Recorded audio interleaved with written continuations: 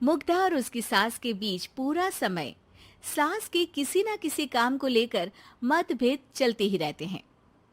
बहू, ओ बहू, जरा चाय बना दे। मुग्धा चाय लेकर आती है। ये लीजिए, और कुछ चाहिए? अरे नहीं, बस चाय पीने का मन था। जाओ, तुम दूसरा काम करो। चाय पीने के थोड़ी देर बाद सास दोबारा मुग्धा को आवाज लगाती है। अरे बहू रे, आओ बहू, जरा हलवा तो बना दे, मीठा खाने को मन हो रहा है।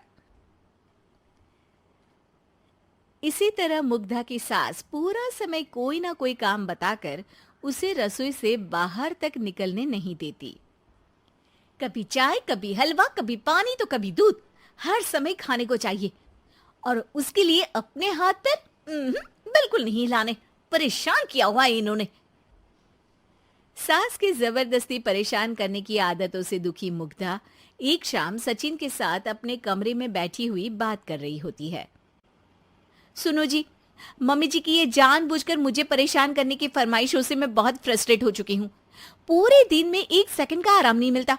रसोई से बाहर कदम रखती नहीं कि बहू ये बना दे, बहुरी वो बना दे।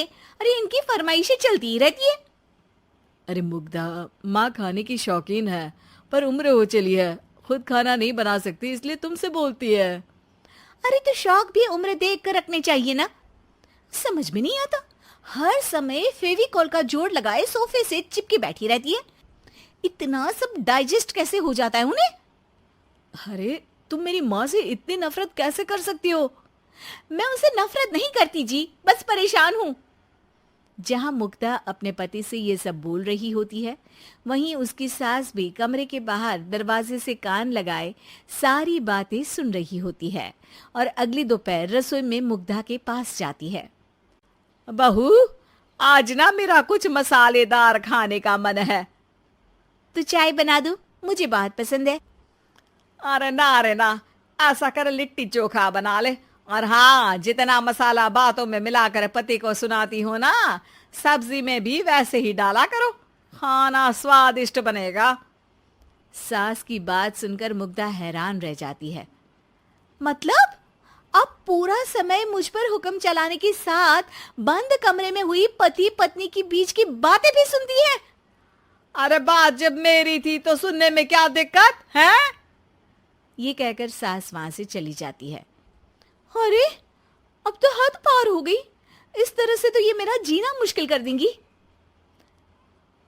मुग्धा सास की हरकतों से परेशान उसका हल सोचने लगती है और इसी तरह कुछ दिन बीत जाते हैं, जिसमें सास का जन्मदिन आता है।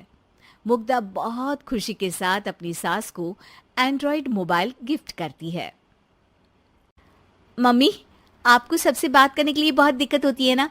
कभी सचिन तो कभी मुझे बोलना पड़ता है, पर इस मोबाइल से आपको कोई दिक्कत नहीं होगी। एक जगह बैठे बैठे बहुत कुछ कर सकती हैं अब आप। मोबाइल देख सासू माँ खुश हो जाती है, पर उसे इस्तेमाल करना तो आता नहीं, इसलिए साइड में रख देती है। जिसे देख मुग्धा घर का सारा काम छोड़ मोबाइल सेट कर सास को इस्तेमाल करना सिखाने लगती है, जिसके बाद अब सास पूरा समय मोबाइल में ही लगी रहती है। हाय, जब से मम्मी को मोबाइल मिला है मेरी लाइफ में कितनी शांति आई है। अच्छा है, इसी तरह बिजी रहे तो मैं भी सुकून की जिंदगी जी पाऊंगी। अब मुग्धा जब मन करे काम करना, जैसा चाहे वैसा खाना बनाकर खाना, पूरा समय रिलैक्स और खुश रहने लगती है। क्या बात है, आजकल तुम बहुत चहक रही हो। अरे मम्मी जी से छुटकारा जो मिला है, अब ना फरमाइशें ना छुप छुप कर बातें सुनना। अच्छा, तो मोबाइल गिफ्ट करने की ये स्कीम थी। इसी तरह दिन बीतते हैं और अब मोबाइल पर लगी सास फरमाइशों की जगह सवालों के लिए बहू को आवाजें लगाना शुरू कर देती है। अरे बहू सुन तो, देख जरा किसी का फोन क्यों नहीं मिल रहा? रिचार्ज खत्म हो गया है, पर अभी 4 दिन पहले ही तो मैंने किया था। इतनी जल्दी कैसे खत्म हो गया? अरे मैंने कल तेरी कनाडा वाली मौसी सास से 3 घंटे बात की थी ना। क्या? इतना महंगा तो मोबाइल भी नहीं आया जितना महंगा इसका रिचार्ज पड़ रहा है। इसके बाद तो जैसे मुग्धा के दिन के 24 घंटे में से 20 घंटे सास के पास उनके मोबाइल रिलेटेड प्रॉब्लम सॉल्व करने की ड्यूटी ही बन जाती है। अरे मुग्धा, ये मोबाइल में अचानक तेरी मौसी सास की शक्ल क्यों दिखने लगी? और ये तो हिल भी रही है। मम्मी, ये गूगल डुओ का वीडियो कॉल है। इसमें आप बात करने के साथ एक दूसरे की शक्ल भी देख सकती हो। अच्छा, ये तूने मुझे पहले क्यों नहीं बताया? अब बताने के लिए पहले नहीं बताया। इसी बीच सचिन भी वहां आ जाता है और सास अपनी वीडियो कॉल में बिजी हो जाती है। क्यों, सास बहू में क्या गपशप चल रही है? इसे गपशप नहीं, दिमाग का दही होना बोलते हैं। पर तुम तो मम्मी को मोबाइल देकर बहुत खुश थी, फिर क्या हुआ? हाँ, उसका सुकून भी कुछ ही दिन मिला। अब घर के टंटे खत्म हुए तो मोबाइल की टिंग टिंग शुरू हो गई। देखो भाई, कुछ पाने के लिए कुछ खोना तो पड़ता है।